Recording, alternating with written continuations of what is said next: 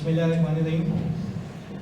अच्छा जी भाई, welcome to the first class of cafe audit and assurance. कुछ बातें बता दूं ऑडिट के रिलेटेड, जो मिसकॉन्सेप्शंस हैं पहले उसको क्लियर करते हैं और फिर आगे लेके चलते हैं।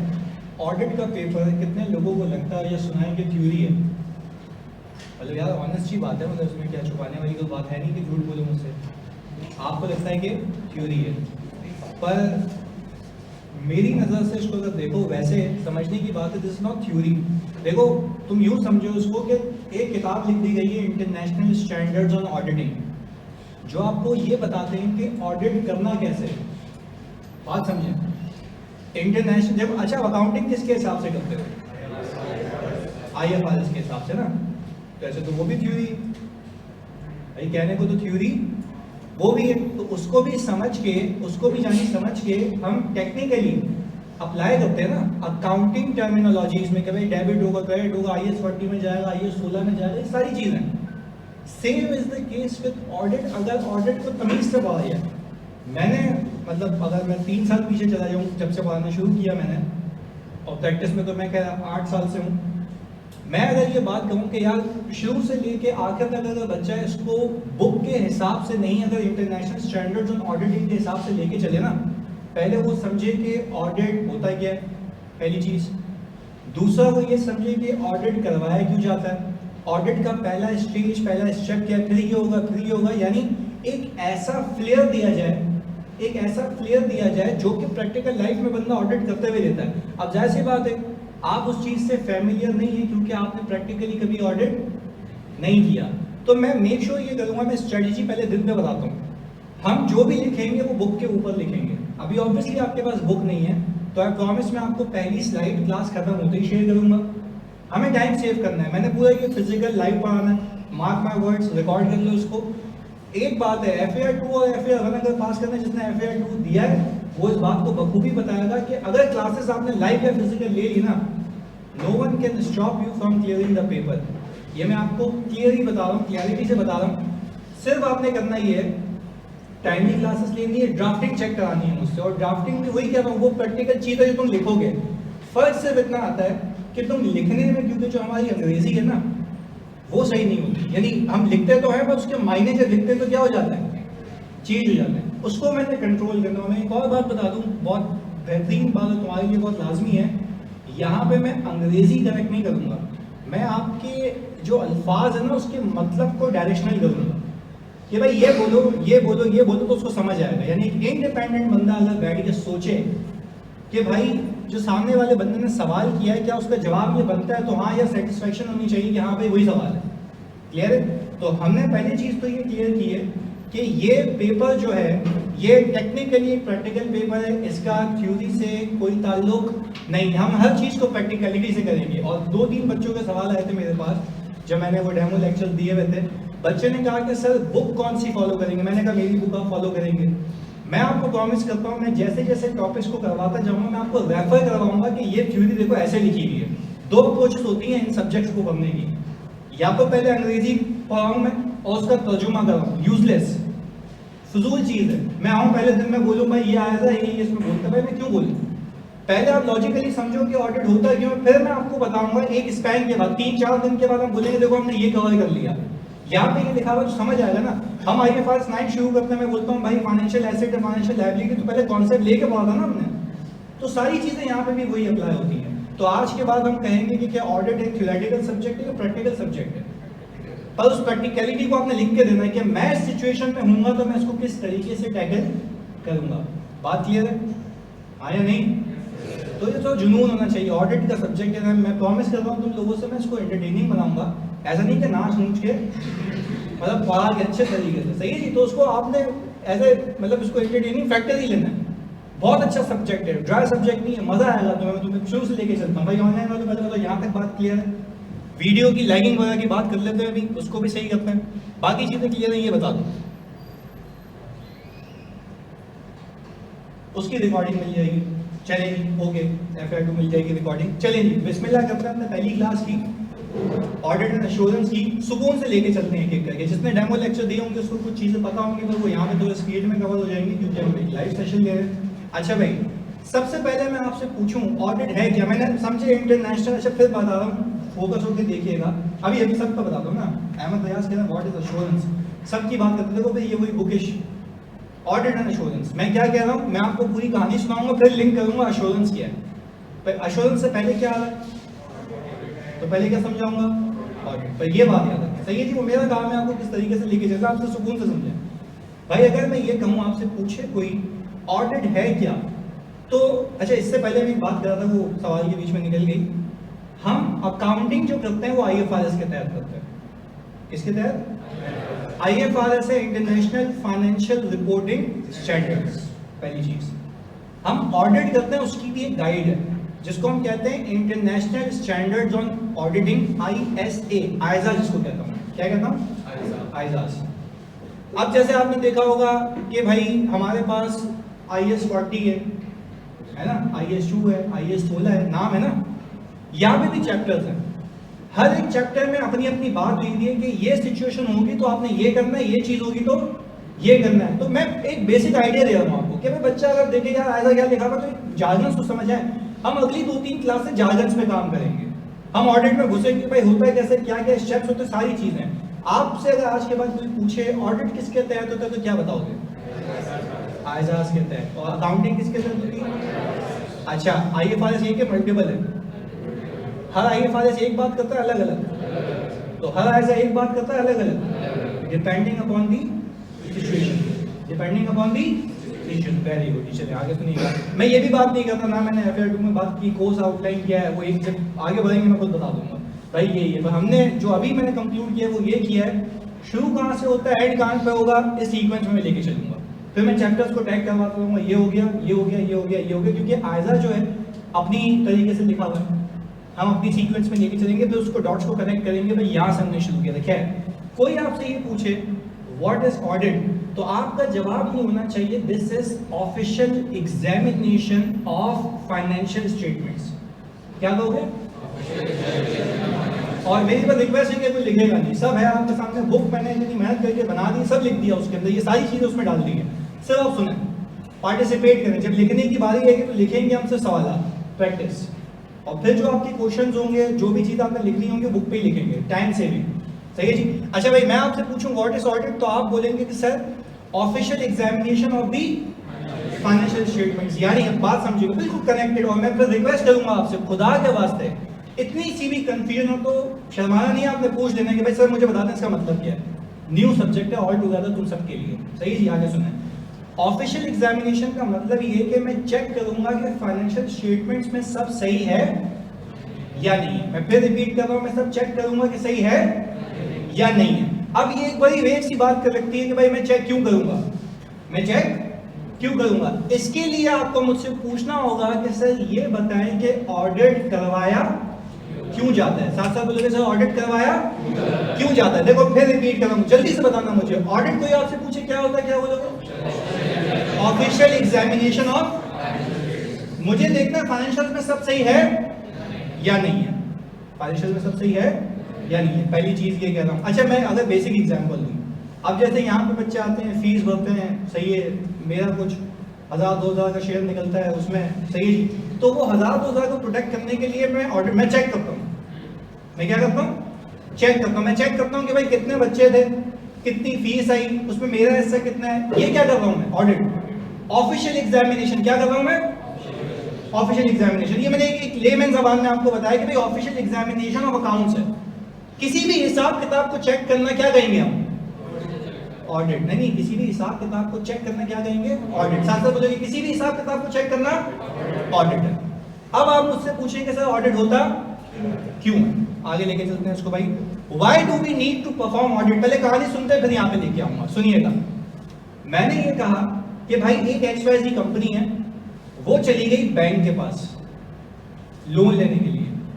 मैं आपसे ये पूछता हूं, बैंक उसको लोन ऐसे ही दे देगा या कुछ उसके पीछे उसकी हालत देखेगा, उसकी इनकम देखेगा, कमाता कितना है? इंडिविजुअल की भी बात करो, इंडिविजुअल की भी बात करो तो अगर मैं भी बैंक को लोन लेने जाऊंगा, मैंने लेट्स से मैंने कार फाइनेंसिंग कराई थी अपनी, या मैं कार फाइनेंसिंग कराऊंगा, तो वो मुझसे पूछेंगे भाई आपकी सैलरी कितनी है, तो वो मुझसे मांगेंगे भाई सैलरी स्लिप। क्या मांगेंगे?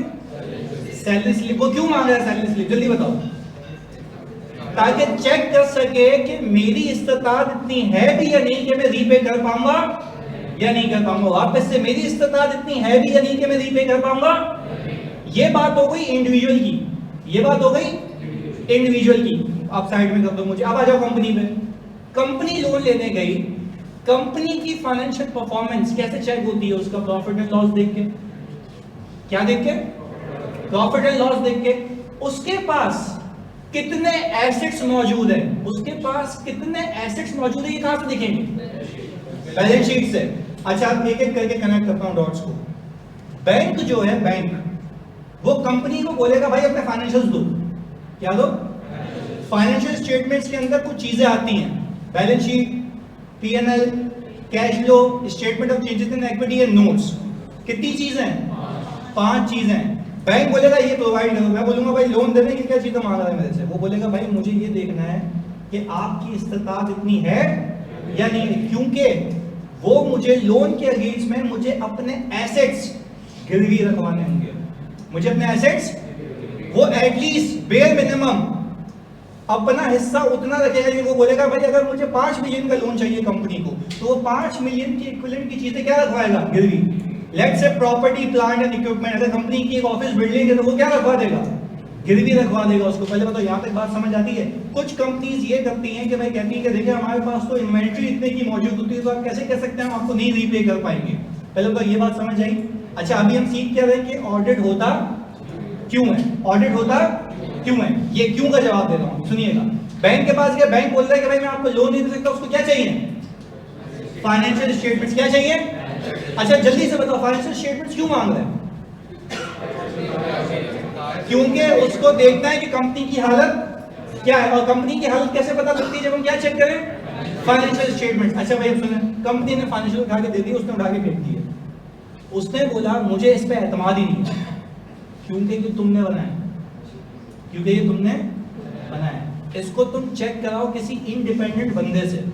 उसने क्या कहा? उसने बोला सर मैं खुद आपको गवाही दे रहा हूं, मैंने सही बनाया। उसने बोला नहीं, आप इसको चेक कराएं किसी ऐसे बंदे से जो कंपनी का पार्ट नहीं है। साथ साथ बोलेगा जो कंपनी का पार्ट नहीं है। तो भाई वो कंपनी कह रही है तो भाई आपका तो काम है लोन देना। उसने बोला भाई काम है लोन देना, अंग्रेज तो नहीं है ना कि तुम आओगे कुछ भी चिपकाओगे कागज का पन्ना तुम्हें लोन दे देंगे। तुम जाओ पहले इसकी ऑफिशियल एग्जामिनेशन करवाओ, मतलब इसका ऑडिट करवाओ। अच्छा यार, वो अभी भी बंदा कंफ्यूज है। उसने बोला चलो करवाते हैं ऑडिट। जब मैं ऑडिट करने पहुंचा वहां पर, सुनिएगा, आपको तो पता है ना इन्वेंट्री किस पे मेजर होती है? ग्लोबल ऑफ कॉस्ट और एनआरवी पे। अभी तक ये कहानी थी ना जो आपकी स्क्रीन पे आ रही है। सुनिएगा, मैं गया कंपनी के पास ऑडिट करने, सही है जी। तो हमने ये कहा कि भाई कंपनी की बुक्स के अंदर इन्वेंट्री आ रही थी 5 मिलियन की। इन्वेंट्री आ रही थी। अच्छा, टू बी वेरी क्लियर, बात खुदा अभी बात को भेजे में रखना, मैं अभी ऑडिट करना नहीं सिखा रहा, मैं सिखा रहा हूं ऑडिट होता क्यों है। बैंक फाइनेंशियल्स मांगे, मैं ऑडिट करने गया हूं, ऑफिशियल एग्जामिनेशन। अभी कहानी ये चल रही है, शुरू नहीं हुआ ऑडिट, कहानी सीख रहे हैं कि ऑडिट क्यों होता है। सुनिएगा, अभी बातों बातों में हम सीखेंगे आगे। मैं जब ऑडिट करने गया तो उसके फाइनेंशियल स्टेटमेंट में इन्वेंट्री का लाइन आइटम आ रहा था। अब मैं ऐसी हल्का सा एक टच दूंगा आपको, ऑडिट हुआ कैसे जाता है। मैंने कहा भाई ये जो तुम्हारी इन्वेंट्री आ रही है तुमने किस पे रखी हुई? उसने कहा कॉस्ट पे। किसने कहा? कॉस्ट पे रखी हुई। कंपनी कह रही, कंपनी की मैनेजमेंट मुझे कह रही है किस पे रखा हुआ है? कॉस्ट पे। मैंने उसको बोला भाई अच्छा मैं अब ऑडिट करना सिखा रहा हूँ, हल्का बोल करते डिस्कशन देनी पड़ेगी तुम्हें। मैंने कहा भाई मुझे एक काम करो, मुझे अपना लिस्ट ऑफ इन्वेंट्री दे दो। उसने बोला लिस्ट ऑफ इन्वेंट्री अजीब समूह बना रहे तुम्हारी तरह। मैंने कहा कि भाई लिस्ट ऑफ इन्वेंट्री का मतलब है इस इन्वेंट्री का 5 मिलियन के टोटल के अंदर हजारों आइटम्स होंगे, वो हजारों आइटम का टोटल, तो इसके अंदर कौन कौन से आइटम आ रहे हैं? उसने बोला सही है भाई, ये तो लिस्ट नाम से लाइन आइटम आ रहे थे, उसके अगेंस्ट में कॉस्ट आ रही थी, उसकी और क्वांटिटी आ रही थी, तो मल्टीप्लाई करके टोटल वैल्यू इक्वल थी किसके? 5 मिलियन के। ऑडिट हो गया? नहीं। मैंने बोला बताइए मौजूद कहाँ इन्वेंट्री? मैंने बोला बताओ ये मौजूद कहाँ इन्वेंट्री? उसने बोला सर कोई मसला नहीं, आए हमारे साथ वेयर हाउस में लेके चलते हैं। जब मैं वेयर हाउस में गया, अभी मैं ऑडिट कर रहा हूं, मैं वेयर हाउस में गया, मुझे कैसे पता लगा कितने आइटम्स हैं? जल्दी बताओ।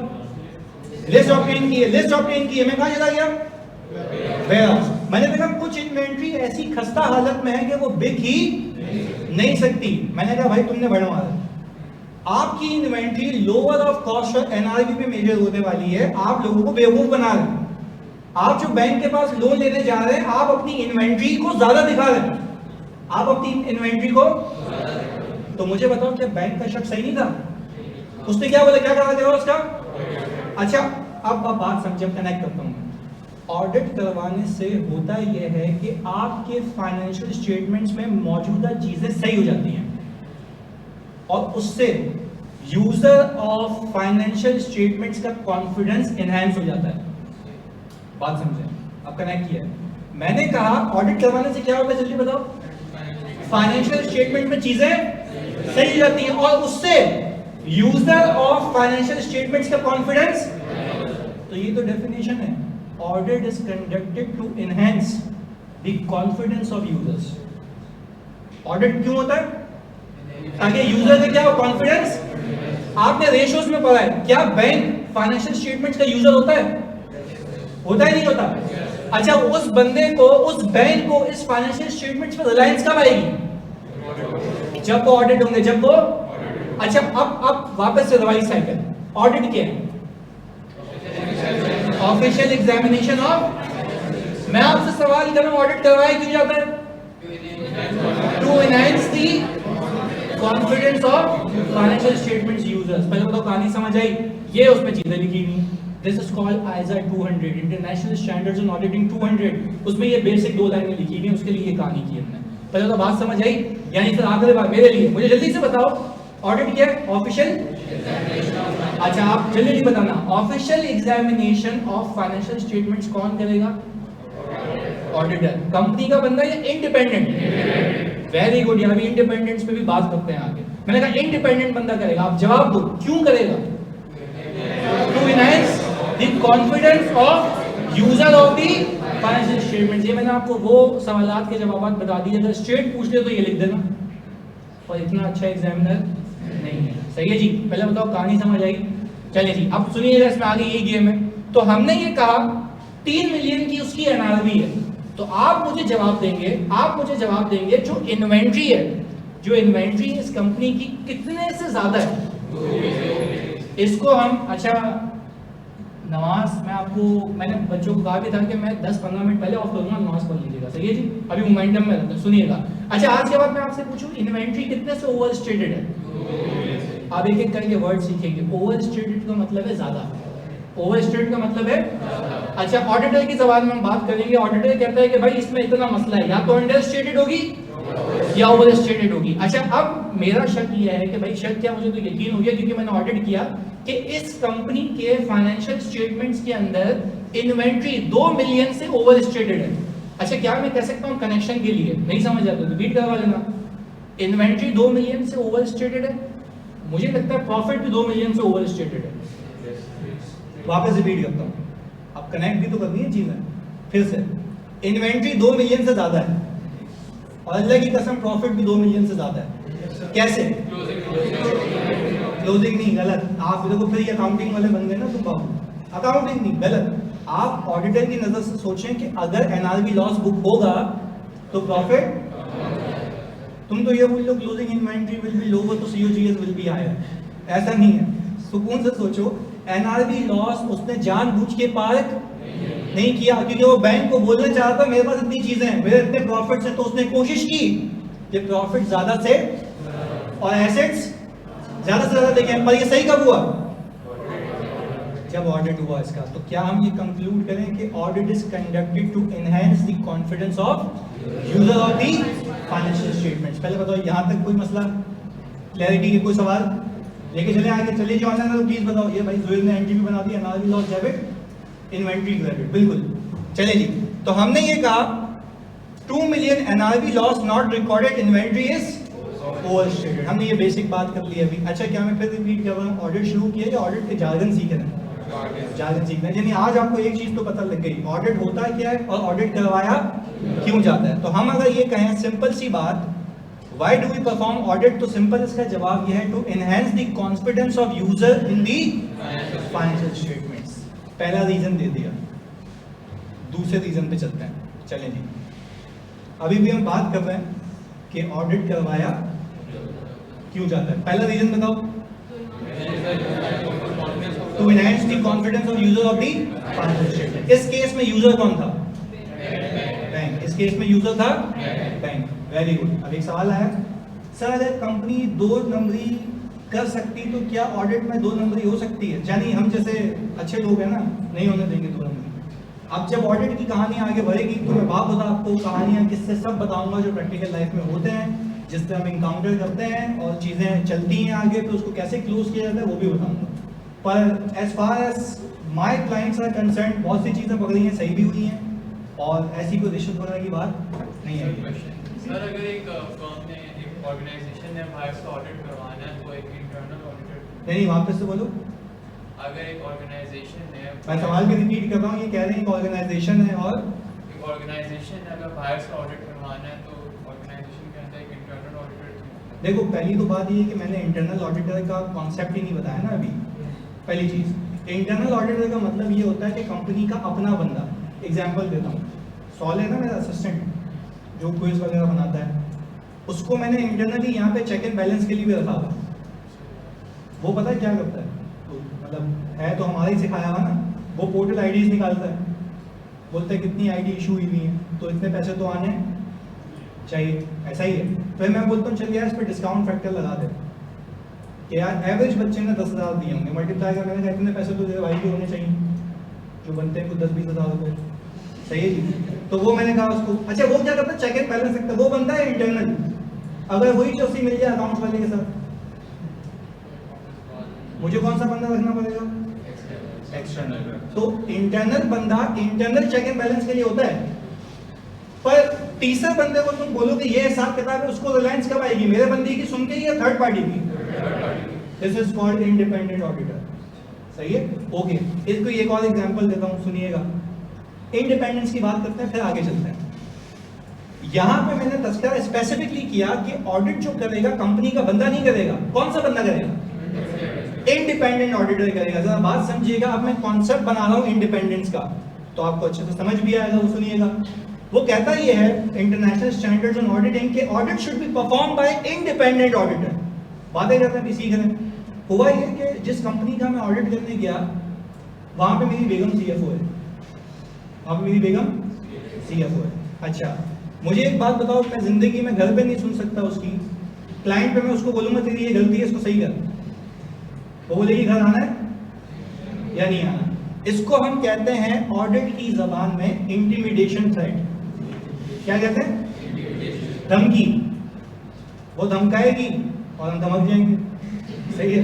समझने की बात यह है कि मैं इंडिपेंडेंट नहीं रहूंगा, क्योंकि अच्छा चलो एक और चीज, हमारी बेगम ने शेयर्स परचेज किए हैं, हमारी बेगम ने शेयर्स परचेज किए हैं उस कंपनी के जिसका मैं ऑडिट करने जा रहा हूं, और उसने कुछ 40% शेयर्स खरीदे हैं 100% में से।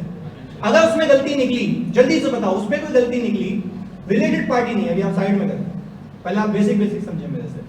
मैं क्या कह रहा हूँ, तो ऑडिट समझ रहे हैं ना कि ऑडिट होता क्या है, ऑडिट करवाया क्यों जाता है, तो मैं उसमें कुछ चीजें बता रहा हूँ। होता ही तो मैं आएगा 200 खुलवा के रीड करवाना शुरू कर देता, साइड में किया हुआ उसको मैंने। सुनिएगा, मैंने कहा हमारी बेगम ने 40% शेयर एक्वायर किए हैं किसी XYZ कंपनी में जिसका मैं ऑडिट करने जा रहा हूँ, बीइंग एग्जीक्यूटिव मैनेजर ही नहीं भाई। मैं गया ऑडिट करने, मैंने गलती निकाली। अच्छा फिर जैसे ही मैंने गलती निकाली मुझे याद आया यार अगर मैं सही कराऊंगा तो प्रॉफिट इतने से गिर जाएगा, प्रॉफिट इतने से गिर जाएगा तो EPS, मार्केट में न्यूज आएगी कंपनी की परफॉर्मेंस, कंपनी की शेयर प्राइस, नुकसान किसका? बेगम का। शेयर होल्डर तो बाहर में क्या, मेरे को क्या करना? नुकसान किसका? बेगम का। अल्टीमेट हिट किस पे आएगी? वो लेगी और पैसे दो, दूसरी कंपनी में पैसा डालना। तो मुझे एक बात बताओ, पहले बताओ क्या हम कह सकते हैं कि ऑडिटर का इंडिपेंडेंट होना? अब वो कैसे इंडिपेंडेंट होगा वो आगे सीखेंगे ना, कॉन्सेप्ट समझ आया इंडिपेंडेंस का। अच्छा अगर लेट्स से अगर आप में से कोई भी ऑडिट करने गया किसी कंपनी का और आपके वालिद मोहतरम वहां पे CFO हैं, आप ऑडिट कर सकते हैं? क्यों? अब्बू हैं, क्या हो गया? हाँ भाई, इंटिमिडेशन, गुद्दी पे चमाट है तो निकल यहाँ से, सही है। नहीं ऑडिट जाए यहाँ से, मतलब घसीटते हुए भरों से पकड़ के बाहर निकालेंगे तुम्हें। तो मुझे बताओ क्या ये कह सकता हूँ, इसको हम कहते हैं फैमिलियरिटी थ्रेट। क्या कहते हैं? ये सारा आगे जाल जाना सीखिए। फैमिलियरिटी थ्रेट का मतलब है जान पहचान। अच्छा आपकी होने वाली बीवी वहां पर है या होने वाला शौहर, तो इसमें कुछ थ्रेट है? क्या थ्रेट है? मतलब बंदी नहीं मिलेगी तो तुम बोलोगे जो कह रही हो वो सही है। तो खैर समझने की बात यह है, आप पर्सन शुड बी, जल्दी बोलो यार, पर्सन शुड बी इंडिपेंडेंट। तभी कॉन्सेप्ट आता है इंडिपेंडेंट ऑडिटर का। बात क्लियर हो गई जानी? चलो जी वापस बैक टू द पॉइंट, चलिए जी बैक टू द पॉइंट। हम अभी ये सीख रहे हैं कि ऑडिट करवाया क्यों जाता है। पहला रीजन था कि to enhance the confidence of ये तो आपके फाइनेंशियल स्टेटमेंट। अब जरा हम कॉन्सेप्ट ऑफ आइजा 200 की कुछ बातें करते हैं। भाई अगर एक शेयर होल्डर है, शेयर होल्डर कहलाता है इन्वेस्टर, उसने ये किया कि 3 कंपनीज में पैसे डाल दिए, 3 कंपनीज में पैसे डाल दिए, सही है जी। जिसने FAR2 पढ़ा हुआ है उसको बात फौरन समझ आएगी, जिसने नहीं पढ़ा हुआ मैं उसको समझा दूंगा। ग्रुप ऑफ कंपनीज का नाम सुना? ग्रुप, पेरेंट और उसकी सब्सिडीज। अच्छा मुझे एक बात बताएं, अगर एक कंपनी है, हम आसानी के लिए 100% सब में इन्वेस्ट कर देते हैं, 100% इसमें भी, इसमें भी, इसमें भी। 4 कंपनीज में, 3 कंपनीज में मैंने 100% अपनी ओनरशिप की हुई है और एक ऊपर एक बंदा ओनर है। मुझे एक बात बताओ, कंपनी क्या कोई दुकान है या उसका पूरा स्ट्रक्चर होता है? अब एक एक करके समझते हैं। और देखो इसमें कंफ्यूजन हुई ना तो गया कॉन्सेप्ट। अब ये कनेक्टिंग है आगे से, इसलिए कह रहा हूं बहुत फोकस होकर सुनना, ये थोड़ी सी तो समझने वाली बात है।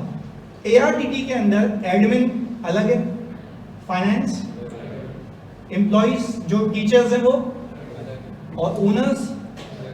अब मैं आपसे एक बात पूछ रहा हूँ, क्या ओनर बैठ के एडमिशन भी दे रहा है, पोर्टल इश्यूज भी देख रहा है, हाँ या नहीं? फाइनेंस भी देख रहा है या लोग देख रहे हैं? ये लोग ऑडिट की जबान में कंपनी के अंदर मैनेजमेंट कहलाते हैं। क्या कहलाते हैं? मैनेजमेंट कहलाते हैं। बात सुनिएगा, समझिएगा, ये लोग कंपनी में क्या कहलाते हैं? मैनेजमेंट। जो कंपनी को क्या कर रहे होते हैं, अब आगे सुने, आगे सुने, ये लोग कंपनी को मैनेज कर रहे होते हैं किसी बनी बनाई पॉलिसी के तहत, किसी बनी बनाई पॉलिसी के तहत। अब ARTT की एग्जांपल हो, आसानी से समझ आएगा तो गेम भी क्लियर होगी।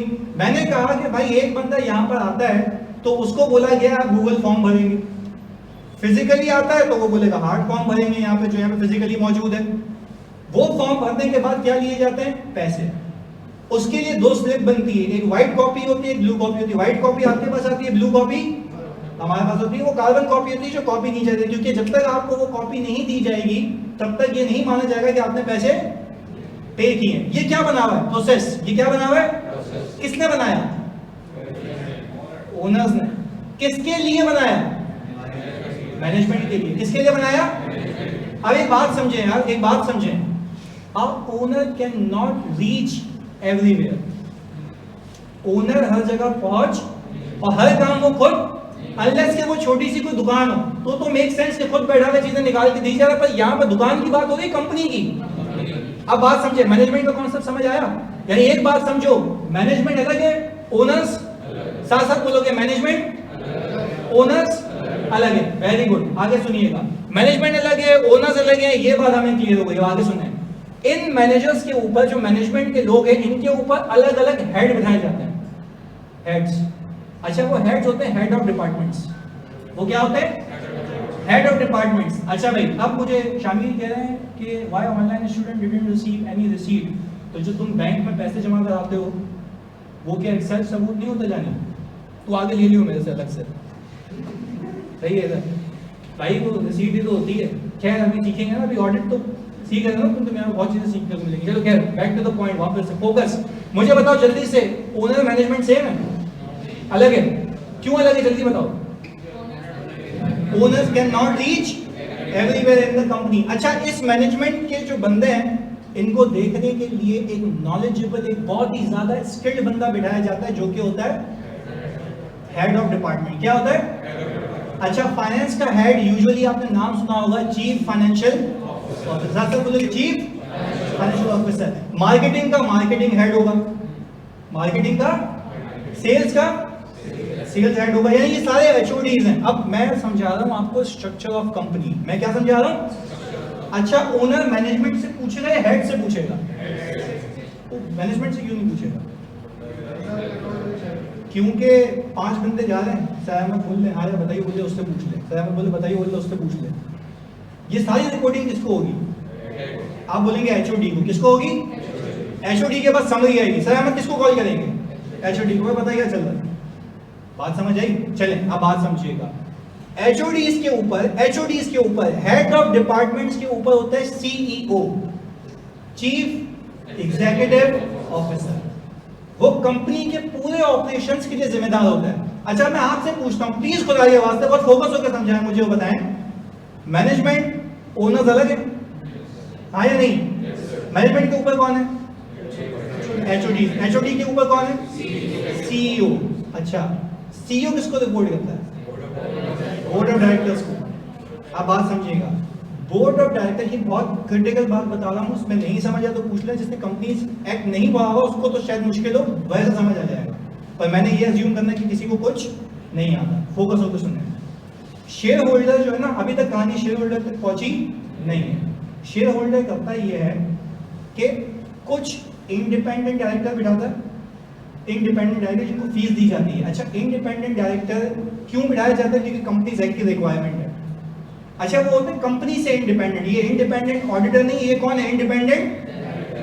कंपनी के पैनल पे लिख दिया जाता है कि ये 2 इंडिपेंडेंट डायरेक्टर हैं, ये 3-3 महीने में आके कंपनी की देख रेख करेंगे, मीटिंग करेंगे, जिसको हम कहते हैं बोर्ड ऑफ डायरेक्टर्स की मीटिंग। क्या कहते हैं? अच्छा अब बात समझिएगा, बोर्ड ऑफ डायरेक्टर्स क्या करता है? सीईओ को बोलता है भाई क्वार्टरली मीटिंग करनी है इस दिन पे, क्वार्टर क्लोज होगा, 15 दिन में मीटिंग होगी। उसने बोला सही है सर, हो जाएगा। मुझे बताओ ये क्वार्टरली मीटिंग्स करना बोर्ड ऑफ डायरेक्टर के लिए क्यों लाजमी है? क्योंकि अगर सीईओ भी डायरेक्टर होता है, बिल्कुल चीफ एग्जीक्यूटिव ऑफिसर डायरेक्टर, तो प्रिज्यूम डायरेक्टर होता है। आगे सुनिएगा, पर वो रिपोर्ट किसको कर रहा होता है? बोर्ड को। प्लीज सुनिएगा फोकस के साथ। अगर ये डायरेक्टर्स पूछना बंद कर दे तो सीईओ काम नहीं करेगा, सीईओ काम नहीं करेगा तो एचओडीज काम, एचओडी नहीं करेंगे तो। अब मैं एक वर्ड यूज कर रहा हूं जो यहाँ पे काम आएगा, this is called governance.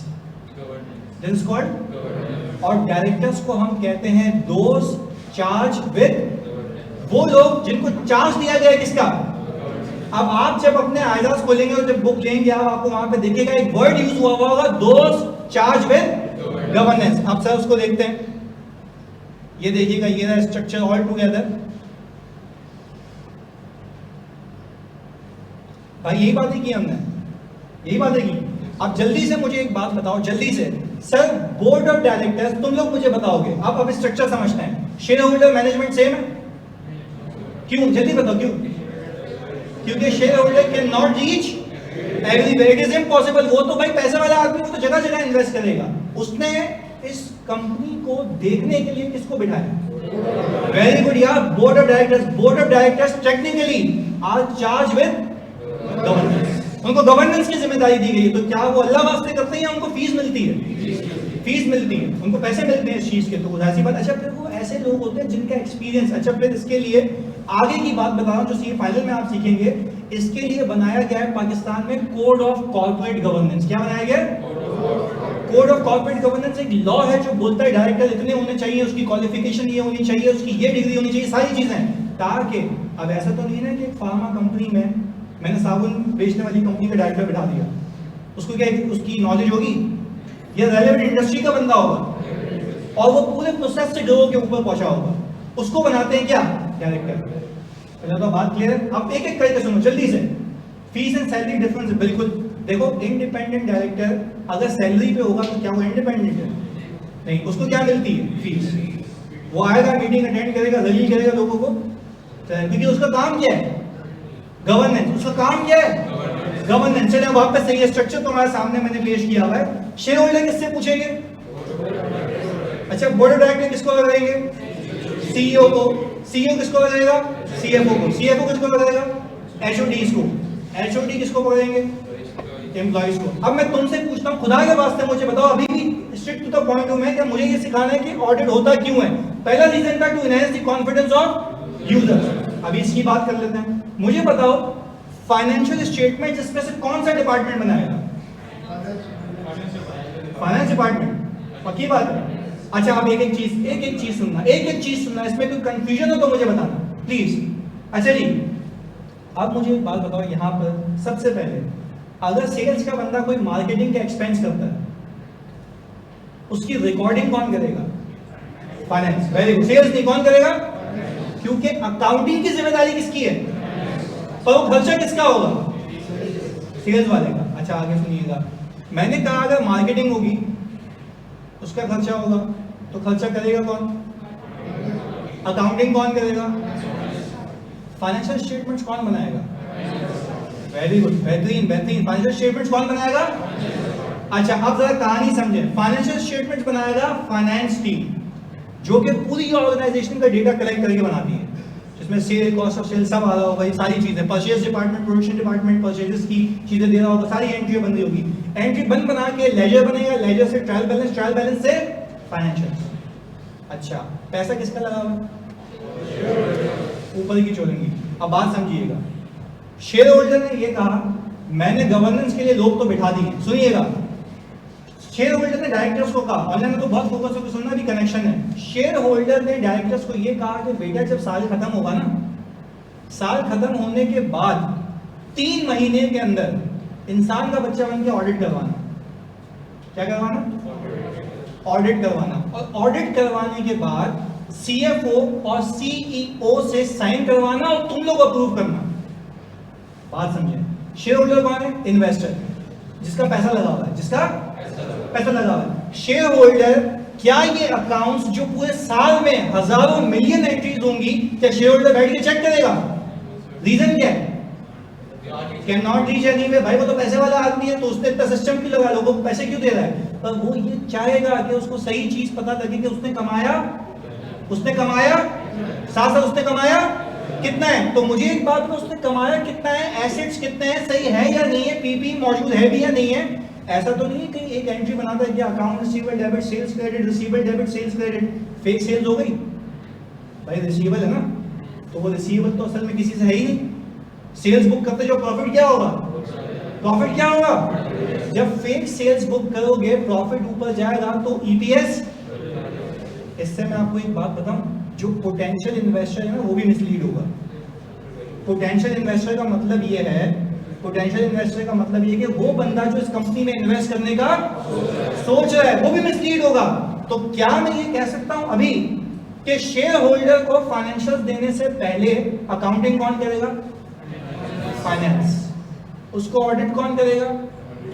Independent auditor. अच्छा, फिर उसको साइन कौन करेगा? हाँ भाई सही है, सीएफओ। और वो किसको पेश होंगे?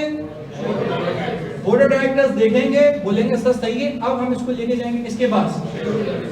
तो सर इस केस में मेरी पूरी एग्जाम्पल के अंदर क्या आपको ये बात समझ आई? ऑडिट इसलिए भी करवाया जाता है क्योंकि शेयर होल्डर्स मालिक अलग होते हैं और कंपनी को चलाने वाले अलग होते हैं। तो अगर डायरेक्टर्स ये कहें कि सर हमने देख लिया, बस ऑडिट करने की नीड नहीं है, तो क्या ये अलाउड है? नो, क्योंकि वो इंडिपेंडेंट डायरेक्टर है, उसको गवर्नेंस की जिम्मेदारी दी गई है।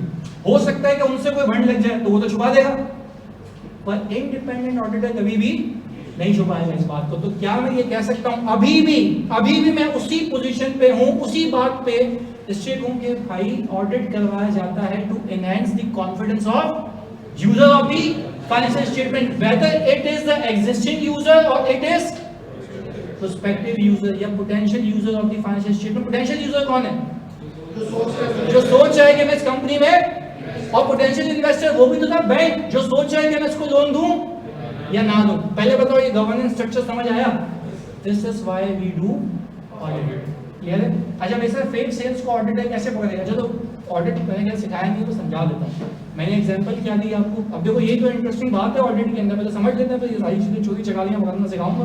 आगे सुनो, बात समझिएगा। मैं आपको प्रैक्टिकल केसेस बताऊंगा जो डिटेक्ट किए मैंने भी और जो सुनने में भी आते हैं, सब बताऊंगा। सुनो, एक इसकी फरमाइश पे ताकि इंटरेस्ट डेवलप हो जाए। Account receivable debit sales credit entry बनाना मुश्किल है क्या? ये आसान है।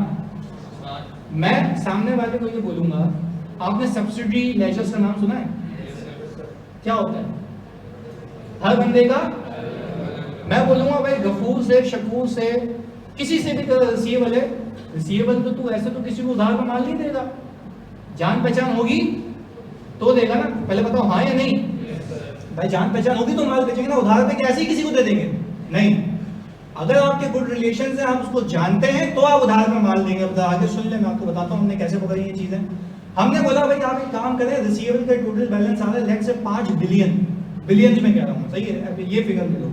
मैंने कहा इसके मुझे सब्सिडी लेजर्स दे दो, ब्रेकअप दे दो, किस किस से कितना रिसीवेबल है। मैंने कहा सही है। फिर मैंने एक काम किया, मैंने कहा मैंने ये देखा कि साल के आखिर में कितनी एंट्रीज बुक हुई है, साल के डेट भी तो आधी होती है। एक्सेल में तो फिल्टर लगाया ठक करके सामने आ गई। मैंने कहा भाई अगर 1000 एंट्रीज थी तो 250 एंट्रीज 31 दिसंबर को पड़ी हुई थी। मैंने कहा पहले तो तुम उस साइड में आ जाओ इधर, क्यों उठा ली? मैंने बोला अच्छा भाई काम करिए, तो वो जानता है ना बंदा 250 एंट्रीज वाला। मैं इसको भेजूंगा कंफर्मेशन। क्या भेजूंगा? वो अजीब सा मुंह बना मैनेजमेंट को लोगों को कंफर्मेशन किया। भाई मैं इसको खत लिखूंगा क्योंकि ऑडिटर के पास कंपनीज एक्ट के तहत पावर है कि वो कुछ भी का मतलब ये भी नहीं कुछ भी वो बैठा खुद में चमाट मार बोल रहे मैं बैठ ऐसा नहीं है।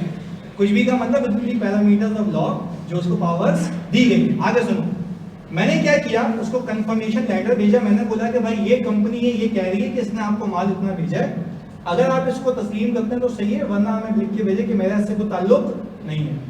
क्या ये डिटेक्ट हो जाएगा? कैसे नहीं होगा? वो सामने वाला बोलेगा नहीं लिया इस्तेमाल पे तो पता लग जाएगा सेल्स क्या थी, फेक थी। रिवर्स करवाऊंगा हाँ या नहीं? एक और तरीका है, जब भी कंपनी से माल बाहर जाता है ना तो बनता है गुड डिस्पैच नोट। क्या बनता है भाई? चलो मैं तुम्हें एक बात बताऊं, टीसीएस वाला कभी आया तुम्हारे घर पे? शर्मा क्यों? तो मतलब खती देने आएगा ना, हाँ तो बोलो इधर आया नहीं आया? आया। तो सुनो, जब टीसीएस वाला आता है, जब आपको खत हैंड ओवर करता है ना, आपसे साइन लेता है, वो होती है रिसीट। वो क्या होती है? रिसीट होती है कि हाँ भाई मैंने इसको हैंड ओवर कर दिया है। तो same is the case with company. जब कंपनी गुलखान को माल हैंड ओवर करती है ना तो गुलखान यूं हाथ पे आ सकता है, बोलता है हाँ होगा साइन तो करो इधर। जब साइन करता है तो वो क्या बनता है? Good dispatch note. अच्छा आप इसको पकड़ने का तरीका है, हमने कहा कि भाई ये जो सेल्स बुक हुई है ना मुझे दिखा दो उसके good dispatch note, good dispatch. और सामने वाली कंपनी जिसको तुमने बेचा है उसने गुड रिसीव नोट दिया होगा तो वो दिखा दो। तो अगर वो भी नहीं बना होगा तो मतलब ये सेल्स फेल है। पर क्या ये पकड़ने के तरीके हैं, चीजें फ्रॉड वगैरह वो आगे सीखेंगे। अभी क्या मैं ऑडिट करना सिखा रहा हूँ, ये पहले बता रहा हूँ ऑडिट होता क्या है और ऑडिट होता क्यों है। पहले तो यहाँ तक बात की क्लैरिटी। ऑनलाइन को जल्दी से कंफर्मेशन दो तुम सब, यहाँ तक कोई मसला? सर व्हाट इफ जो दूसरी कंपनीज को माल बेचा है वो क्या है, कोई फ्रॉड नहीं हो, वो क्या है हाँ ये कुछ डिस्पैच नोट कुछ रिसीव नोट दी, तो इसको हम कहते हैं कोल्यूजन। इसको हम क्या कहते हैं? इसके लिए तुम कुछ भी नहीं कर सकते, पर तुम अपना बेयर मिनिमम प्रोसीजर्स तो परफॉर्म करोगे ना, सही है? अच्छा एक सवाल है, इस पे सवाल पे आया तो ये जवाब भी देता हूँ उसका। इन्होंने कहा कि सर अगर सामने वाली कंपनी में मिल जाए वो तब मिलेगी जब वो होगी रिलेटेड पार्टी, यानी वो आपके जानने वाले की कंपनी हो तो वो आपके साथ फ्रॉड में इन्वॉल्व होगा, वरना वो अपने पे बल्ली नहीं लेगा। चलो इसको भी तरीका बताता हूँ, सुनो। यहाँ पे जैसे किसी बच्चे ने अश्योरेंस पूछा था, ये ऑनलाइन था बोल के, बच्चे ने क्या पूछा? ऑडिट एंड हमने बात किसकी की? ऑडिट की। आओ अश्योरेंस बताता हूँ, मैं डिटेल में नहीं बताऊंगा अभी क्योंकि मेरी अपनी सीक्वेंस है। अश्योरेंस बताता हूँ। आयजा 200 आपको कहता है आपने रीजनेबल एश्योरेंस देनी है, एब्सोल्यूट नहीं देनी। रीजनेबल देनी है क्योंकि आप सैंपल बेसिस पे चीजें चेक करते हैं, 100% चेक नहीं करते। अब वो कैसे रीजनेबल देंगे, हम क्या क्या हमें काम करना पड़ेगा वो बाद में सिखाऊंगा, पर याद रखिएगा हमने काम सही किया हुआ है। कोई मुझे आके चैलेंज नहीं कर सकता कि तुमने देखो भाई मैंने क्या किया, 31 दिसंबर की सेल उठाई, अनयूजुअल वेरिएशन देखी, उसको अलग से चेक किया, कंफर्मेशन भेजी, अब लोग ही मिले हुए तो मैं कुछ भी। इसलिए मैं कहता हूं कि मैं एब्सोल्यूट एश्योरेंस नहीं दे सकता। मैं कौन सी एश्योरेंस दूंगा? रीजनेबल। भाई ऑनलाइन वालों आप सब ये बात क्लियर है, पक्की बात है? चले जी जल्दी से मुझे एक बात रिकैप दे दो, ऑडिट क्या है जल्दी से? ऑफिशियल एग्जामिनेशन ऑफ, जल्दी से बताओ ऑडिट होता क्यों है? To enhance the confidence of user of the financial statements. अच्छा जी, तो क्या शेयर होल्डर भी यूजर है?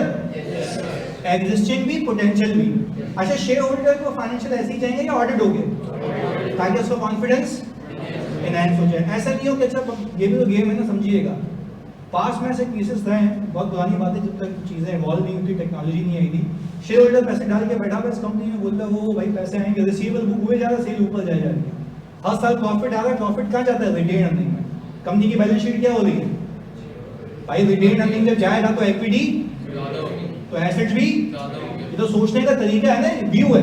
मुझे एक बात बताओ, वो जाएगा अब कम वो जो शेयर होल्डर है वो सोच रहा है यार यहाँ से तो पैसे आएंगे बस, पर पैसे आ ही नहीं रहे क्योंकि वो रिसीवेबल बुक हुए जा रहे हैं। और वो कभी रियलाइज, अगर रियलाइज तो तब हुआ ना जब वो बंदा एग्जिस्ट करता होगा। पहले बताओ ये बात क्लियर है?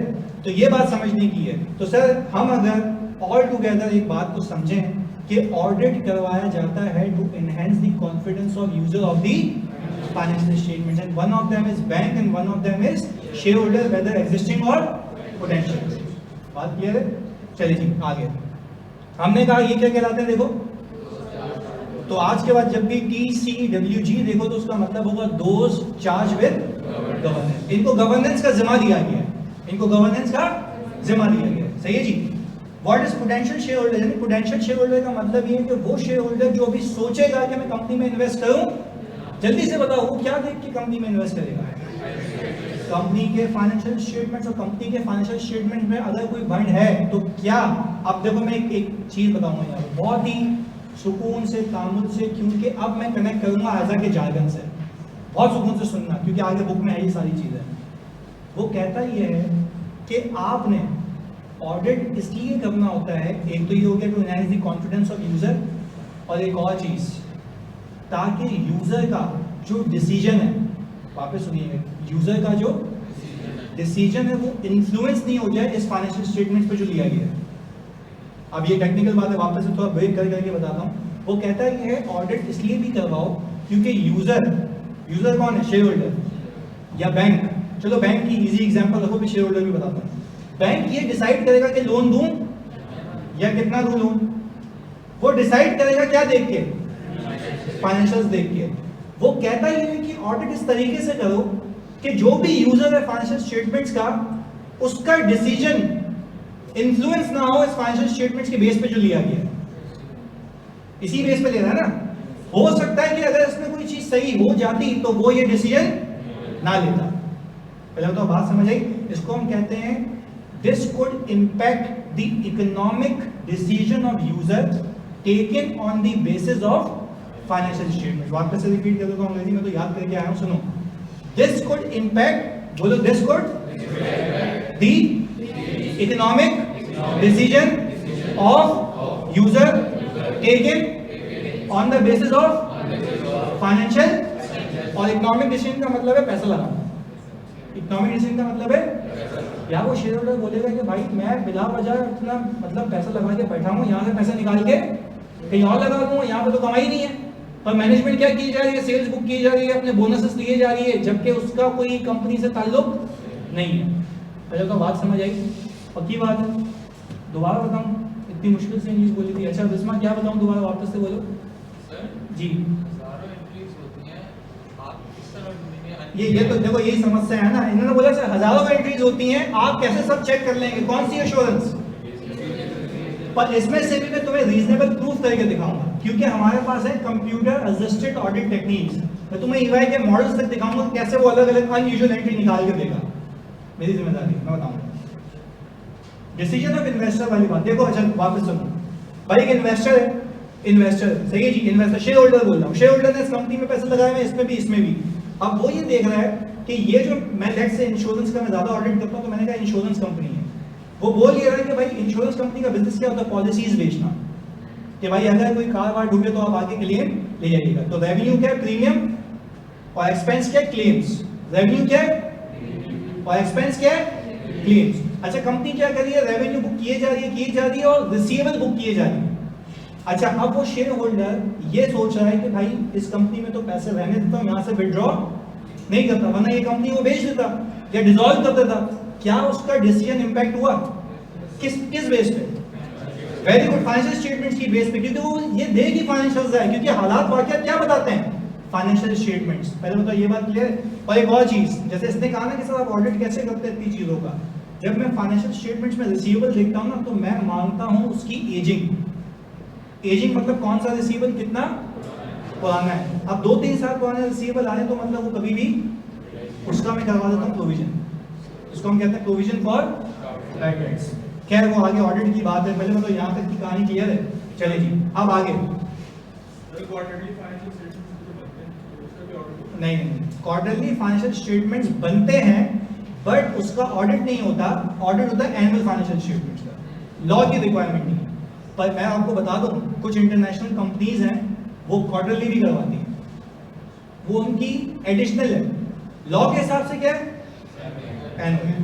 सही है जी, वो हम आगे देखते हैं। पहले बताओ जानी यहाँ तक कोई सवाल? सर अगर क्वार्टरली होता है फिर तो ज्यादा एक्यूरेट होगा क्वार्टरली होगा, पर ये हमें गवर्नमेंट को कहना पड़ेगा ना जाने, गवर्नमेंट का नहीं कराती। वो तो हमसे पूछना पड़ेगा। मेरा तो फायदा ही है ना, हमें तो पैसे ही पैसा मिलेगा, ठीक है ना। तो तुम ऑडिटर की साइड आ जाओगे ना, जी जाने। ऑडिट रिपोर्ट पे साइन होता है, फिर बाकी फ्रॉड है, ऑडिट हम सुविधा नहीं, फिर ऑडिटर का भी तो ऑडिट होता है, ऑडिट ओवरसाइट बोर्ड, एओबी। जिस तरह वो सत्यान अच्छा देखो, हमारी गवर्नेंस कौन कर रहा है? AOB, audit oversight board. और मैं तुम्हें बताता हूँ ईवाई की गवर्नेंस कौन कौन करता है। आईकैप आके हमारा ऑडिट करता है कि हमने ऑडिट कैसे किया। आईकैप का ऑडिट भी फर्म करती है, पर वो उसके हिसाब किताब का करती है कि जो पैसे एंडोमेंट फंड वगैरह के आए हैं वो सही जगह यूटिलाइज हुए या नहीं हुए। पर आप बात समझे, आप मेरी सुनिएगा, सवाल अच्छा है। वो कह ये रहा है कि सर भाई, अगर वो कह रहे हैं कि भाई अगर ऑडिट रिपोर्ट आपने साइन कर दी, आपने बोला कि भाई सही है, हम रीजनेबल एश्योरेंस दे रहे हैं, तो आपको कोई चेक करने के लिए नहीं है। बिल्कुल है, आईकैप मेरा ऑडिट करेगा, ऑडिट ओवरसाइट बोर्ड करेगा, ईवाई इंटरनेशनल आगे भी ऑडिट करती है, जिसको हम कहते हैं इंटरनल क्वालिटी कंट्रोल रिव्यूज। क्या कहते हैं? आपके ऊपर भी चाहिए तो एक डर लगा रहता है कि भाई आपने ऑडिट तमीज से करना है, सही है जी, वरना लाइसेंस कैंसिल हो जाते हैं। फास्ट में हो चुका है, केपीएमजी के पार्टनर को फायर कर दिया गया था, उसकी डिग्री दे दी गई, he is no more a CA now, सही है जी, ये 2 साल हो गए इसको, सही है जी। खैर अभी जैसे ग्रैंड थॉर्टन ने, जिसमें मैं पहले था, उसके दूसरे पार्टनर थे, पब्लिकली न्यूज है तो मैं बता भी सकता हूँ, वहाँ पे वो हैस्कॉल का ऑडिट करते थे। आप लोगों ने शायद हैस्कॉल का सुना होगा, नहीं सुना होगा। हैस्कॉल का ऑडिट करते थे तो वहाँ पे फ्रॉड निकला था। पर हमारी जब इंस्पेक्शन हुई, मतलब हमारी फर्म के उन पार्टनर की डॉक्यूमेंट्स की, तो शुगर की बात ये थी कि वो इनवॉइस जिसमें फ्रॉड था वो हमारे सैंपल में नहीं आई। सैम्पलिंग क्या है? आपने रैंडम बेसिस पे चीजें उठा के चेक की, बेस्ड ऑन रिस्क असेसमेंट, वो भी सिखाऊंगा कैसे सिलेक्शन होती है, वो मेरा काम है। पर अगर वो उसमें सैंपल में आ जाती और फिर भी मैंने इग्नोर की होती, तब किसकी बल्ली थी? ऑडिटर की। फिर गया वो, पर अगर वो सैंपल में नहीं आई तो मतलब नहीं है। आप बोलेंगे सर ऐसे सैंपल में नहीं आई, आपको कैसे पता? ऑडिट सॉफ्टवेयर हैं, वो ट्रैक रखते हैं कि हमने ये लेजर इसमें डंप किया था, वो ऑटोमेटिक निकाल के देता, तो आप उसमें से कुछ रिमूव नहीं कर सकते। वो हम बाद में सीखेंगे। पनिशमेंट ये होती है, आपको प्यार से लेके जाएंगे जेल में और लगाएंगे, सही है। चले जी भाई, खैर सुने भाई, मैं फिर रिपीट करूं, खुदा के वास्ते मुझे पता है ऑडिट सीखने की जल्दी है, ऑडिट सीखेंगे तो पहले समझो तो सही ऑडिट होता क्या है। पहले बताओ ये बात क्लियर है, ऑडिट होता क्यों है? जल्दी। To enhance confidence of user of the financial statement. चलिए जी आगे, अब फोकस के साथ। हाँ भाई, इंडिपेंडेंट ऑडिटर, ताकि वो क्या क्या ऑडिट कर ले? Balance sheet, PNL, cash flow, changes in equity और notes to the financial statements. पहले बताओ यहाँ तक बात क्लियर है? अच्छा जी, शामिल जानी बिल्कुल आगे की बातें नहीं करो, बिल्कुल। What is audit risk? आगे बताऊं भाई, मैं आपसे फिर पूछ रहा हूँ, आप कहो तो मैं आज 200 बोल के शुरू कर दूं, नहीं, खुदा के वास्ते बातों बातों में खुद ही कवर हो रही है ना चीजें, तो आप सीक्वेंस में लेके चले उसको। चलिए जी, यानी अब तक हमने ये सीखा ऑडिट होता है क्या है और ऑडिट करवाया क्यों जाता है। चलें जी आगे, क्या फाइनेंशियल स्टेटमेंट्स शेयर होल्डर के पास जा सकते हैं विदाउट अप्रूवल ऑफ बीओडी? क्योंकि गवर्नेंस की जिम्मेदारी किसकी है? शेयर होल्डर कहेगा बेटा पहले तू अप्रूव कर, फिर मेरे पास लेकर, ताकि एक अकाउंटेबिलिटी डेवलप हो। क्लियर है? चलिए जी, अब सर आगे, अब हम बेसिकली प्रवेश करने वाले हैं, एंटर होने वाले हैं ऑडिट साइकिल के अंदर। सबसे बड़ी बेवकूफ़ी ये है कि मैं आपको आगे ही ऑडिट की चीज़ें शुरू करा दूँ। आप पहले ये समझें, ऑडिट शुरू करने से पहले आपने कुछ चीज़ें करनी होती हैं जिसको हम कहते हैं क्लाइंट एक्सेप्टेंस और कंटिन्यूअस प्रोसीजर्स। कोई बेवकूफ़ आपको आके बोले चलिए ऑडिट करके आते हैं, कंधे पे हाथ डाल के ले जाए, नहीं कर सकते आप। आपको स्टैंडर्ड ये कह रहा है, प्लीज खुदा के वास्ते सुनिएगा, हम एक एक चीज कनेक्ट करेंगे, अलग अलग चैप्टर्स में मैं ओवरव्यू दे रहा हूँ। हम ऑडिट नहीं कर सकते, अभी भी नहीं लिख सकते, हसीब अल्लाह की कसम मैं कह रहा हूँ, सब बुक में लिखा हुआ है, बिला वजह जनरल जाया करोगे, प्रेजेंटेशन दे दूंगा पूरी, चला के लेट गई हूँ, टिक टिक करना चलती रहेगी। तुम लोगों के लिए कर चुका हूँ जो काम, मैं सिर्फ कह रहा हूँ समझो, समझने में मसला नहीं होना चाहिए। बुक ले लो उस पर नोटिंग कर लेना, सही है जी। न्यू लेनी पड़ेगी, मैंने फिर बता रहा हूँ बच्चों, इंटायर बुक मैंने चेंज कर दी है और अल्लाह की कसम मैं ₹1 नहीं कमाता बुक से, सही है। जो है वो वहीं से भेज देता है, मेरा इसमें कुछ भी नहीं है। अच्छी बुक बनी हुई है टेलर मेड लेक्चर्स के हिसाब से, तो तुम उसका बेनिफिट लो ना, सही है। पुरानी बुक नहीं, अपनी ज़ात पे कुछ पैसे खर्च करो, इससे डबल रिटर्न हो जाएगा, पे बैक पीरियड कुछ ही महीनों में आ जाएगा। बुक आ जाएगी इंशाल्लाह 26 तक, सही है। चलिए 26 तक आ जाएंगे, तब तक मैं प्रॉमिस कर रहा हूँ जितने चैप्टर्स होते रहेंगे मैं आपको उसकी पीडीएफ दे दूंगा। कल की क्लास में मैं पीडीएफ पहले दे दूंगा ताकि आप उसमें से देख सकें, सही है। बुक की पीडीएफ की बात करें आगे। चलिए जी, मैं आपसे पूछूं पहले जल्दी से बता दो खुदा के वास्ते, ऑडिट क्लियर है? ऑडिट होता क्यों है? क्लियर है? अब हम आते हैं ऑडिट साइकिल पे। कोई आपसे पूछे क्या ऑडिट आप फौरन दस्ती कर सकते हैं? आप बोलेंगे नहीं, आप बोलेंगे सर मुझे पहले कुछ काम करने हैं जिसका नाम है क्लाइंट एक्सेप्टेंस कंटीन्यूअस प्रोसीजर। जरा इसमें फर्क करते हैं। क्लाइंट एक्सेप्टेंस की बात यह है कि आपके पास पहली बार क्लाइंट आया है, आपके पास यानी यूं कहें पहला कस्टमर जिससे आपका पहले कोई वाबस्तगी नहीं थी। ये क्यों हम सोच रहे हैं, जरा बात समझें। जब क्लाइंट आया मेरे पास, आपको इंटरनेशनल स्टैंडर्ड ऑन ऑडिटिंग ये कहते हैं कि आप पहले देखो कि क्या आप उसको एक्सेप्ट कर सकते हो या नहीं। आपके दिमाग में आ रहा होगा सर मेमन वाली अप्रोच, आने तो माल आ रहा है पैसा कमाएंगे क्या मसला है? नहीं, वो बोलता है यू नीड टू चेक आप इंडिपेंडेंट है या नहीं है। नहीं है बात समझ? वो कह रहा है you need to check before accepting the client कि आप लोग इंडिपेंडेंट है या नहीं है। वो कह रहा है तो पहले ये करो भाई, आप नहीं कर सकते ऑडिट, पहले आप ये मेक श्योर करो कि आप इंडिपेंडेंट हो। उसके लिए बनाया गया कोड ऑफ एथिक्स। क्या बनाया गया? Code of ethics. वो भी पूरा हमारे कोर्स में code of ethics. Code of ethics आपको बताता है ये चीजें होंगी तो आप इंडिपेंडेंट नहीं है। कोड ऑफ एथिक्स क्या बताएगा? ये चीजें होंगी तो आप इंडिपेंडेंट नहीं है। तो वो कह रहा है पहले इंसान का बच्चा बन के आप क्लाइंट एक्सेप्टेंस की कुछ चीजें देख लें। उसको हम कहते हैं क्लाइंट एक्सेप्टेंस के प्रोसीजर परफॉर्म करना। क्लाइंट एक्सेप्टेंस के वो प्रोसीजर क्या है? आप देख लें कि आपकी इन्वेस्टमेंट तो नहीं है उस कंपनी में। लेट्स से ईवाई में मैं काम करता हूं, मैंने किसी कंपनी के शेयर्स खरीदे हुए, वो कंपनी अब मेरे पास ऑडिट के लिए आ गई, तो पार्टनर मुझसे पूछता है कि have you made any investment in this company? मैं बोलता हूं नो। मैं पूछता हूं have you made any investment in this company? तो बोलता दिमाग खराब है तेरा, मैं तेरे से पूछूं तो मुझसे पूछ रहा है। मेरा साइन आपको करना, आपका थ्रेट ज्यादा है, मेरा थ्रेट कम है। तो बोलता है नहीं भाई मेरे पास नहीं है, वरना मैं इसका ऑडिट एक्सेप्ट नहीं कर सकता। मैं तुम्हें मजे की बात बताऊं ईवाई में क्या होता है। ईवाई में होता ही है कि हमारी क्वार्टरली इंडिपेंडेंस साइन होती है। वो हमें बोलता है कि भाई declare your investments which you have made in any company all over the world. वो बोलता है आप डिक्लेयर करें। वो ऑटोमेटिक सिस्टम बना हुआ है हमारा इंडिपेंडेंट सिस्टम, बोलता है डिक्लेयर करें आप कि आपने किस किस कंपनी में क्या क्या इन्वेस्टमेंट की भी है और कौन कौन सी कंपनी में आपके रिलेटिव्स, भाई बहन, फूफा चाचा सब जो है वो काम कर रहे हैं। इससे क्या इंश्योर होता है? इंडिपेंडेंस। मैं आपको एक बात बताऊं, जब मेरे पार्टनर जो असलान खालिद हैं, वो जब मुझे क्लाइंट असाइन करेंगे ना सिस्टम पे, वो उसको आगे नहीं बढ़ने देगा। क्यों? इंडिपेंडेंस का मतलब है, या अब देखो लेट्स से अगर हमारी बेगम वहां पे सीएफओ लगी हुई है जिस कंपनी का है, तो शेयर्स को तो बेचने को तो बोल सकता है, वो तलाक को नहीं बोलेगा तलाक दे दे। या तो इससे अच्छा मुझे क्या करना पड़ेगा, मैं उस क्लाइंट को एक्सेप्ट नहीं करूंगा। तो देखो इसके सेफगार्ड्स हैं। सेफगार्ड्स क्या होते हैं? क्लाइंट एक्सेप्टेंस प्रोसीजर है। वो बोलता है देखो आप इंडिपेंडेंट हो, आपके शेयर्स हैं या नहीं है। शेयर्स है तो मैक्सिमम मुझे क्या करना पड़ेगा शेयर्स को, या तो वो बोलेगा भाई आप नहीं, किसी और से ऑडिट करवाऊंगा मैं, यानी फर्म में दूसरा मैनेजर, फिर मेरा उससे कोई ताल्लुक नहीं है। तो ये जो थ्रेट है ये क्या हो जाएगा? कम नहीं बल्कि खत्म हो जाएगा। कम नहीं बल्कि खत्म हो जाएगा। अब हमारी बेगम वहां पे सीएफओ तो क्या मैं ऑडिट कर सकता हूं? क्यों? इंडिपेंडेंट नहीं हो भाई, मैं तो जाहिर सी बात है इन्फ्लुएंस में आऊंगा, मैं सही ऑडिट नहीं करूंगा। पहले बताओ पहली चीज समझ आती है क्लाइंट एक्सेप्टेंस की। तो क्लाइंट एक्सेप्टेंस, अच्छा फिर आगे कंटीन्यूअस भी आ रहा है। ऐसा हो सकता है कि एक साल आपने ऑडिट कर लिया, ना आपका वहां पे कोई फैमिली मेंबर था, ना आपके कोई शेयर्स थे, हुआ ये कि अब्बा की जॉब लग गई वहां पे, तो क्या अगले साल फिर ये चीजें करूंगा या नहीं करूंगा? तो अब ये एक्सेप्टेंस में आएगा, कंटीन्यूअस में आएगा। वो कह रहा है आपने एक साल का ऑडिट कर लिया, जनवरी 1, 2022 से लेकर 31 दिसंबर 2022, ये ऑडिट करके आपने साइड में लगा दिया। अब आप अगले 2023 का ऑडिट करोगे, क्या 2023 के लिए उस ऑडिट को कंटिन्यू करने के लिए क्या वापस से वही काम करना है? पर उस काम को मैं क्या कहूंगा? क्लाइंट एक्सेप्टेंस प्रोसीजर या क्लाइंट कंटीन्यूअस प्रोसीजर्स?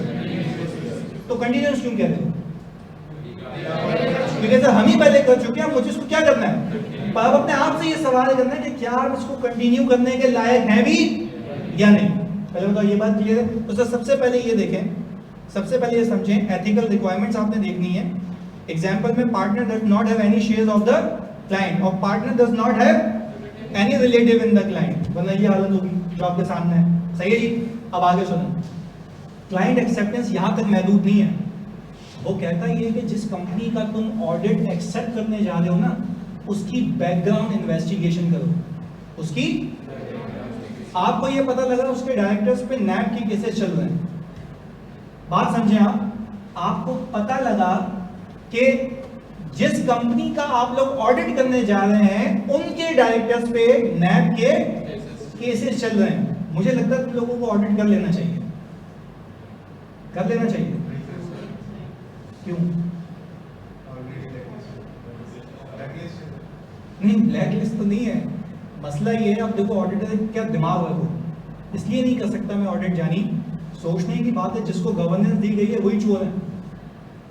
नहीं, ये बात समझ भाई, जिसको गवर्नेंस दी गई है क्योंकि इसका शेयर होल्डर ही ज़रदारी है।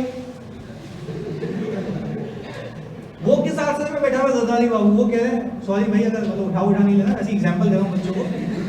वो इस चक्कर में बैठा हुआ है, वो इस चक्कर में, समझिएगा, वो इस चक्कर में बैठा हुआ है कि भाई कंपनी की सेल हवा में जाएगी, ईपीएस ऊपर जाएगी, शेयर की मार्केट वैल्यू बढ़ेगी, किसी और शेयर होल्डर को भेज दूंगा।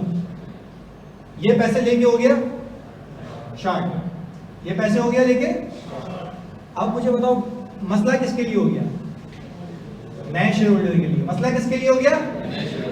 तो ये आपको इंटरनेशनल स्टैंडर्ड्स ऑन ऑडिटिंग ये कह रहे हैं कि जब ऐसी कंपनी हो ना, उसको ऑडिट एक्सेप्ट ही नहीं करो, क्योंकि अगर तुमने ऑडिट एक्सेप्ट किया तो उसकी तो बाद में लगेंगे, पहले तुम्हें पता जाएगा कि तुमने ऐसी कंपनी का ऑडिट एक्सेप्ट क्यों किया। और this is basically technically a penalization to those company जिसने गवर्नेंस ऐसी रखी हुई है, उसका कोई ऑडिट एक्सेप्ट नहीं करेगा।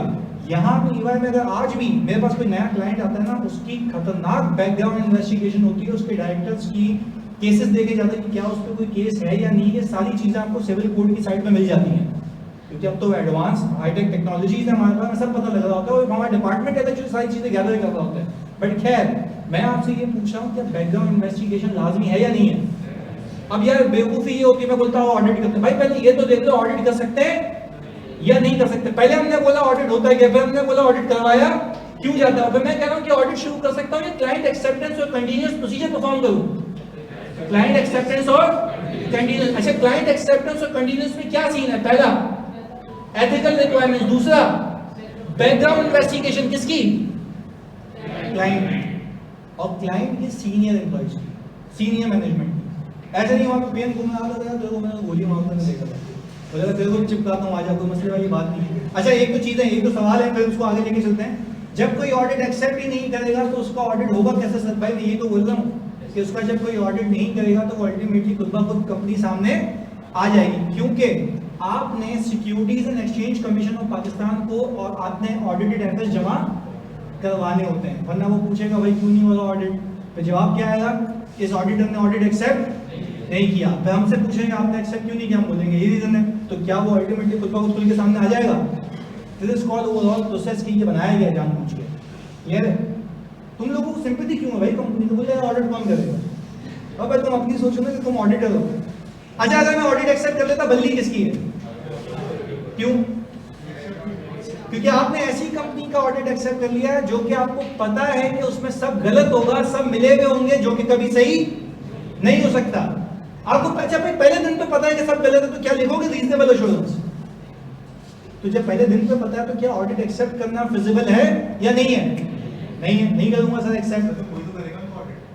तू अबे नहीं करेगा कोई करे। फिर देखो फिर इसमें लॉ का प्रोविजन कि एससीसीपी अपॉइंट करता है, तो एससीसीपी, अब मैं तुम्हें एक चीज बताता हूं, अगर एससीसीपी मुझे कहना तू कर दे, मैं बोलूंगा भाई तू कह रहा तो इसलिए कर रहा हूं, मेरी कोई बल्ली नहीं है। अच्छा कल को कुछ निकला भी, मैं क्या बोलूंगा? तुमने बोला। बात समझ आती है? This is called auditor appointed by regulator. This is called auditor appointed by, मैंने तो नहीं एक्सेप्ट किया था, मुझे किसने अपॉइंट किया? चलो अब एक फर्क रखते हैं, समझो एक बात को। वैसे ऑडिटर अपॉइंट करता है शेयर होल्डर, वैसे अपॉइंट करता है शेयर होल्डर। इस मेरी वाली एग्जांपल में ज़रदारी था, तुम बोलोगे करूंगा नहीं, क्यों? क्योंकि तुम्हें पता है कि बैकग्राउंड इन्वेस्टिगेशन क्लियर नहीं है। एससीसीपी तुम्हें बोल रहा है करो, फिर करेंगे क्यों? मजबूरी है। अच्छा कल को कुछ निकला भी, मेरी जिम्मेदारी नहीं है, क्योंकि मैंने अपने प्रिंसिपल्स को फॉलो किया है। बात समझ आ रही है? तो this is how audit works. Clear है? फिर मैं पूछ रहा हूँ कि ऑडिट करना शुरू कर ले या कि एक्सेप्ट करने का सोच रहे हैं? अच्छा, ये पूरे अलग चैप्टर्स हैं। चलिए जी, कहाँ से की डिसॉल्व हो जाएगी ऐसी कंपनी? नहीं भाई, अभी मैंने पूरी एग्जांपल दे दी, पर पहले यहाँ तक बताओ आप सब, ये बात क्लियर है? पक्की बात है? ऑनलाइन वाले जल्दी से जानिए।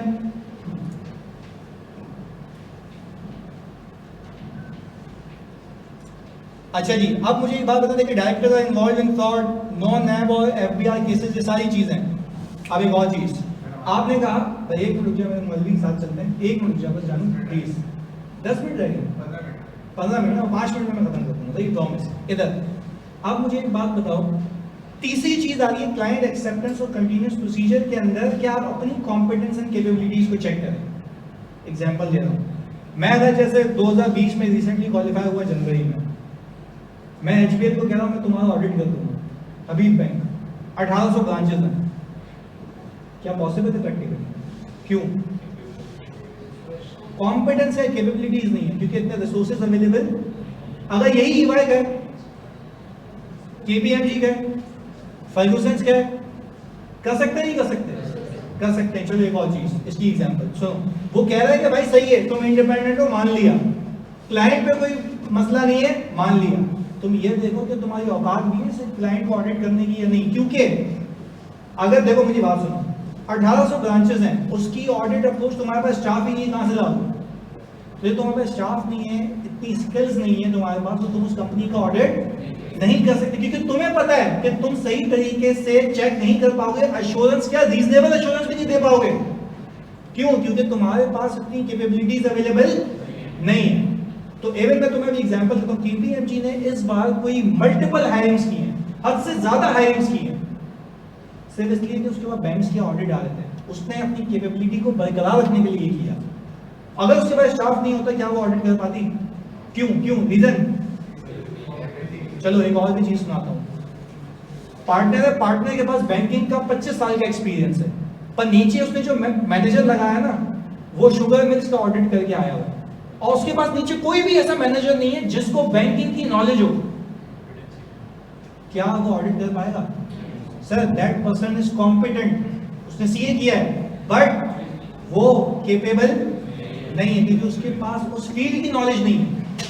पहले बताओ, ये बात समझ आ रही है कि बिफोर एक्सेप्टिंग क्लाइंट, और मैं आपको एक बात बताता हूं, मैं जब किसी क्लाइंट को अपने सिस्टम में एंटर करता हूं, क्योंकि ऑटोमेटेड है आजकल सब, बिफोर में आपको ये बड़ा मजा मिलेगा, आपको आपसे पूछे क्लाइंट का नाम डाल दिया, memorandum of association, article of association, सबको डलवाएगा। वो बोलेगा पहले बताओ कि तुम्हारी टीम में कितने लोग ऐसे हैं जिसका इतना एक्सपीरियंस है। आप तो झूठ मूठ डाल देंगे वहां पर, वो बोलेगा अपनी सीवी, अपनी क्वालिफिकेशन डालो, उसको इंडिपेंडेंटली ग्लोबल मॉनिटर करता ही है, वो आपको आगे बढ़ने नहीं देगा। वो बोलेगा you can not accept this client because, reason बताओ, not capable of doing audit because we don't have sufficient competencies for performing audit. पहले तो बात क्लियर है? यानी अब कोई तुमसे पूछे, एग्जाम में सवाल आ जाए, आप इंडिपेंडेंट हैं, चेक। दूसरा, बैकग्राउंड इन्वेस्टिगेशन क्लियर है, चेक। ऑडिट कर सकते हो? What we need to check? Competence और कैपेबिलिटी। अब हम अपनी बात कर रहे हैं, क्लाइंट की अपनी बात कर रहे हैं। सर वो यही कह रहा है कि आप ये देखें, auditor has sufficient knowledge of the industry in which client operates. पहले तो बात क्लियर है। तो सर अगर मैं आपसे ये कहूं कि हमने ये सारी चीजें डिटेल में कौन से चैप्टर में पढ़नी है? एथिक्स के अंदर। तो सर आज की क्लास को यहीं रखते हैं। होपफुली आपने समझा होगा कि ऑडिट होता क्या है, ऑडिट होता क्यों है। सही है, ये मिलता है अगली क्लास में। अगली क्लास बहुत इंटरेस्टिंग होगी, कल ही है रिस्क, जिसमें सिखाऊंगा असल में ऑडिट शुरू कैसे होता है। मिलते हैं जी अगली क्लास में।